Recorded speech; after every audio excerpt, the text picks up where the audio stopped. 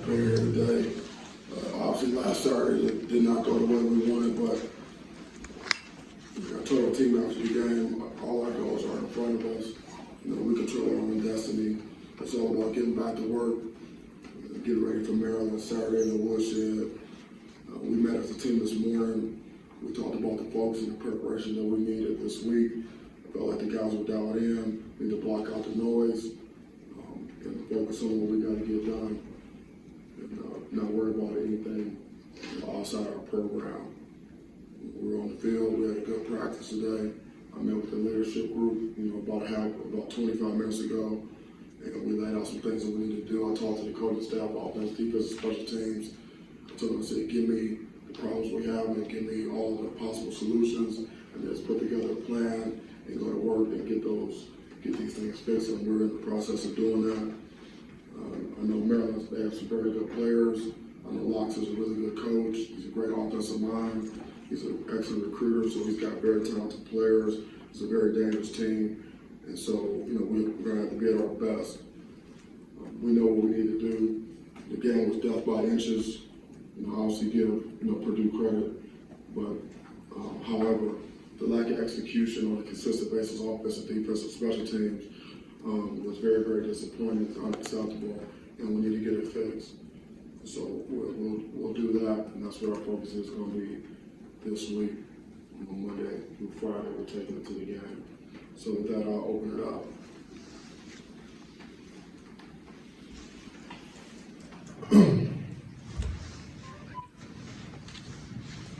No, right here. Stephen Brooks, 24/7 Sports. I'm wondering, is there any benefit, because you guys sort of looked at them twice last year, obviously never played them, is there any benefit to having that prior knowledge on them from 2 weeks of sort of a scout, or at this point in the year, is it just kind of about what they've done this year? There's some carryover, but we have a large body of work from them this season as well. But we always go back, to prior seasons, especially when you're looking at situational football, to get as many plays as you can, in the pool of players that you evaluate to decide what plays you're going to run in practice. Looking for tendency, so it is somewhat helpful. But most of the most helpful information we have is from this season. And Mel Tucker, I was wondering what you see in the passing attack from Tony Blavora. He's completing, I think, more than 7% of his throws, and he's been pretty successful. And in a situation like this, where you get kind of struggle giving up yards, with your background, you become any more involved in trying to fix some of those issues? Yeah, I'm going to be as involved as I possibly can to help fix some of these deals. He's a really good quarterback. He has a strong arm. He can make all the throws. And obviously, he's got command of the offense, so he knows exactly what his reads are. He knows how much time he has, how much time he doesn't have, so he doesn't hold on to the ball. He gets rid of it, and he's got really good players around him. He's got really skilled guys that can make plays for him. We saw in the game that Ronald and Chuck were both really banged up and kind of played good against what you saw back on tape from those guys. And what's your policy with season-ending injuries? Do you have any season-ending injuries at this point? What is my policy on season-ending injuries? For example, Mark, if the guy was going to be out for the rest of the season, you would tell us. We haven't really had that conversation with you. So. Right. So I don't like to talk about injuries because I don't like to tell our opponents who they're going to play, who they're going to face, who's available, who's not available. You have to do that in the NFL, but we don't have to do that in college. We don't have to go probable, questionable, and all that. So I like to give out as little information as possible. And what you saw from those two guys in playing through pretty, you could see that they were in pain. Yeah, well, obviously, everyone's banged up at this time of year. No one's really 100%. So you go out there and do the best that you can, and then it's going to be what it's going to be. With the players afterward you talked about some of the things on defense that were getting done, whether they were assignments or structure or whatever, not executing. Do you also this week, after a game like that, have to work as much on them mentally in terms of not letting that sort of performance carry forward to the next week and week after that? You know, a lot of what happens during the week and the game day is mental. You know, it's mental disposition, mental toughness, you know, mental conditioning. And so absolutely we have to work on that during the week. We talked about that extensively today. Now, we've kind of had the same theme here for 7 weeks running because you're coming off success and a win. This is a new challenge coming off adversity and defeat. How up do you think your team is to this challenge and responding to this for the first time? Yeah, I believe that these guys will respond well. You know, we'll find out. But, you know, we'll need to be at our best as a coaching staff, and, you know, our leaders need to step up. I just met with those guys, and we'll work through it. You know, that's part of the deal. You know, you would like to be able to win every game every year, but, you know, ultimately, you know, that's not usually the case. So you're going to have to be able to respond to a loss. And so, you know, that's what we're doing, and we're going to learn from our mistakes, and we're going to coach through it, and we'll make sure our guys are ready to go mentally and physically for the game. Hello, here. For a lot of the year, you guys have had sort of a bend but don't break defense that's been really effective at making big plays and you know, toughing up in the red zone, even if they got a lot of yards. What did you see that was different, like when you look back at the film in terms of structurally, in terms of missed opportunities, anything that stood out to you that was different than it had been? I don't like bend but don't break. That's not the philosophy. When you're bending, that means you're not getting off the field on third down. And so when you don't get off the field on third down, they extend drives. Okay, and then if you can, you know, hold them to a field goal attempt, you know, then, you know, that's points off the board. But you know, we weren't able to do that, you know, every time, so they scored touchdowns. You know, and we also gave us some explosive plays and not making go along our way. It was not really that much difference between what we saw Saturday and what we've seen in previous games. It's just that we didn't make enough plays to pull it out. You know, so it's total lack of execution, you know, missed tackles, focus. It's death by inches. And we watched the tape this morning. I made a tape, and you know, we talked about it before. Death by inches is basically when you don't have success on a play because of, you know, you got 11 guys out there and one guy doesn't do what he's supposed to do.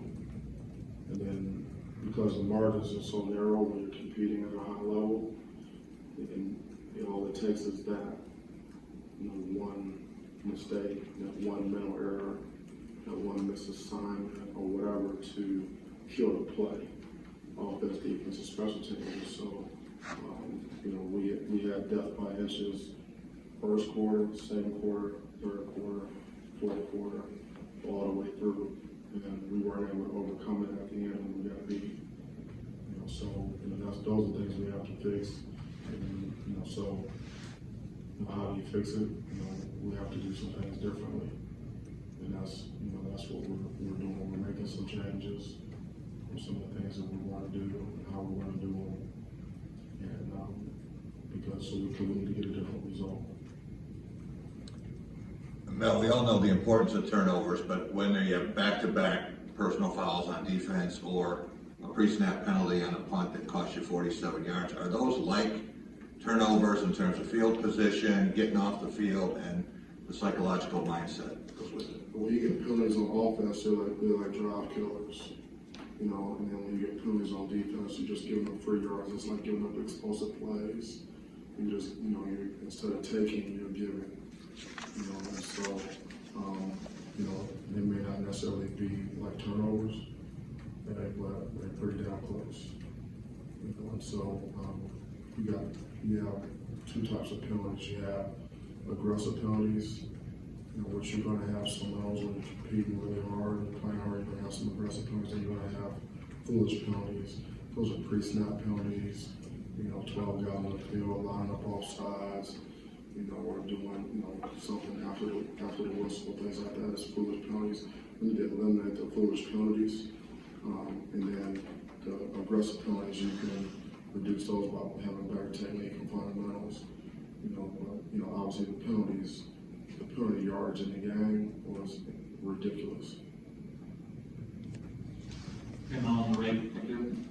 I know you said Matt will be ready when he's ready, but I was just wondering kind of how the difference in maybe in your outlook and decision-making changes when you go from a six-year senior who's made more field goals than anyone in history to a true freshman walk-on who just made his debut this past weekend.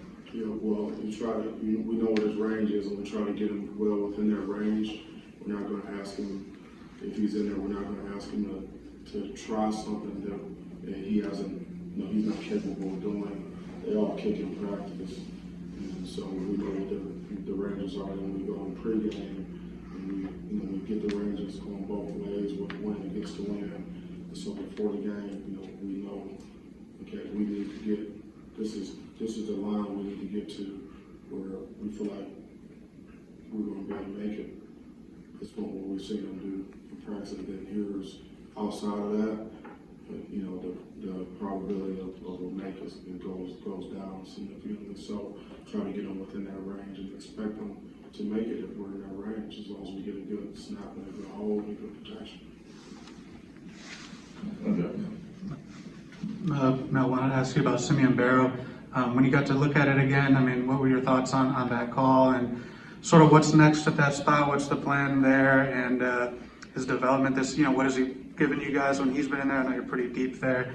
And does the Cal situation from earlier this year where you got a starter who's out for half, does that help at all in terms of planning how to handle situations like this, I guess? Yeah, well, Simeon's done a really nice job. He opted out last year. He's come here and he's earned a job, and he's done a nice job when he's in there. And he's a good young player. He's got a really good upside. So I like him. In terms of the call, we submitted the plays this morning. And so this evening, or sometime early tomorrow, we'll get the feedback from the officials, from the head official office in terms of what they saw on the play. We turned in several plays, and then we'll get the feedback. And then, I'll hold my comments until I get that back. They may have some information that might enlighten me, or it might be able to help us coach the guys better, or whatever. So, we'll have to see. But I had a radio deal this morning. I think it was like at 8:19 or whatever. I was on one every morning. One of the first questions Steve asked me was about the officials, and I don't like to talk about calls, bad calls, things like that. I think that's not part of our culture. We don't like to make excuses or about anything. So I think that makes your program soft. I think it gives your coaches and your players, a way out.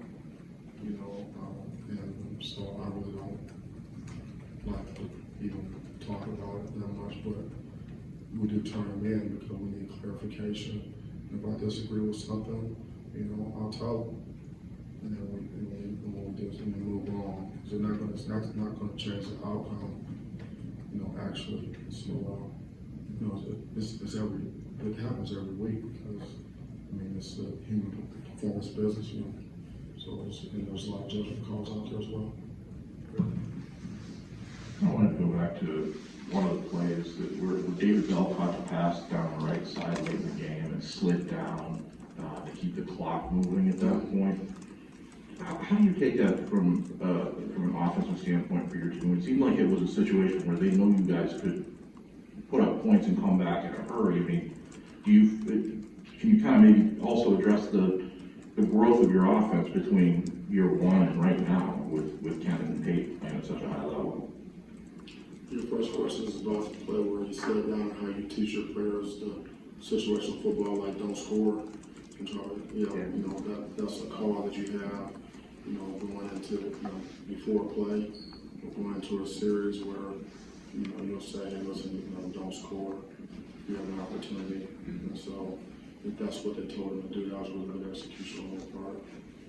And so, we've had some situations like that, like early in the season where maybe not necessarily don't score, but like early in the year we had, I think it was before the half, it might have been the Northwestern, I can't remember, but, we said, get what you can get and get down. Get down, because if you're not going to score, get down. We were able to do that, and it allowed allowed us to have enough time to get a field goal attempt up, I think, right before half. We didn't make it, but it was good execution of situational. So I feel confident our guys can do that if we're in that situation. Is that a sign of respect for your offense when a team does that with about 5 minutes left, I think it was, somewhere in that range? Yeah, maybe so. I just think it's good ball. That's what they were trying to do. I think that's good ball. Mel, right here. What did you think of the offensive line's performance on Saturday, given the moving pieces with AJ and JD, particularly moving to the left side?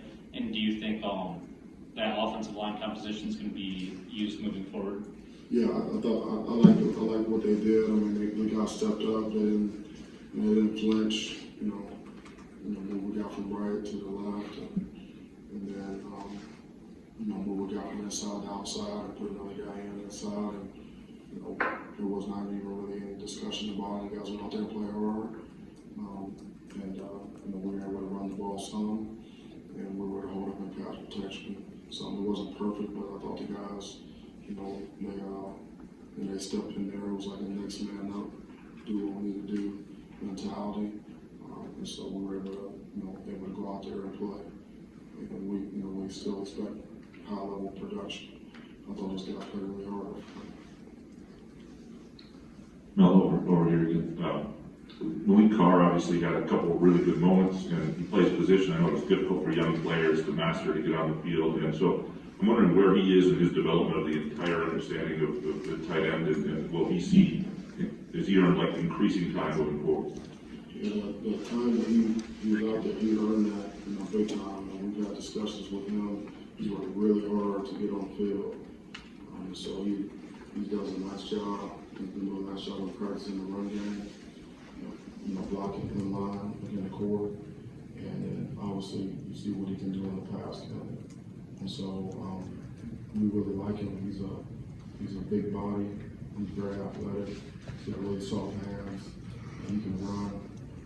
And so he's going to continue to progress, but he's done a really nice job working to this point.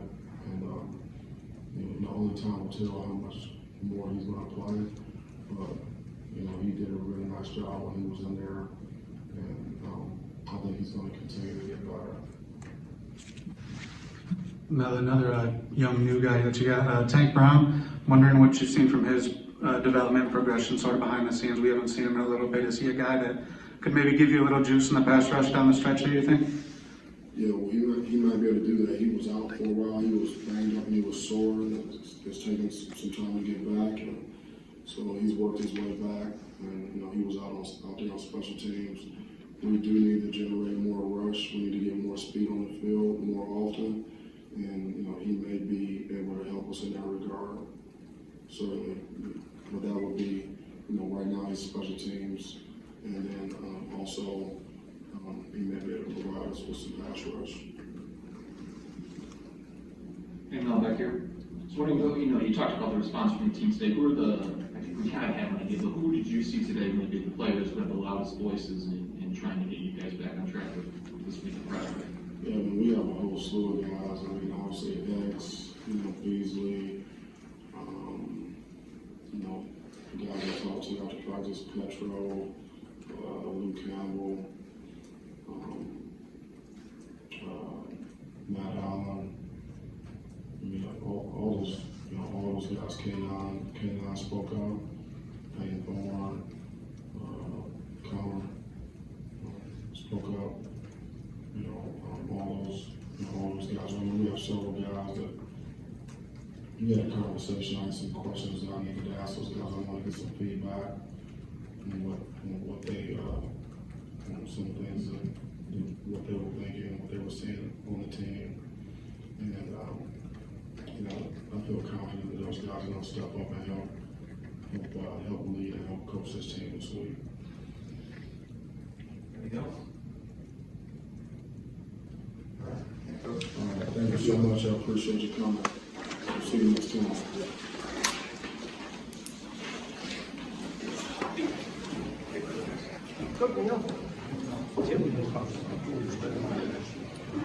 We're going to continue with Dan Paul.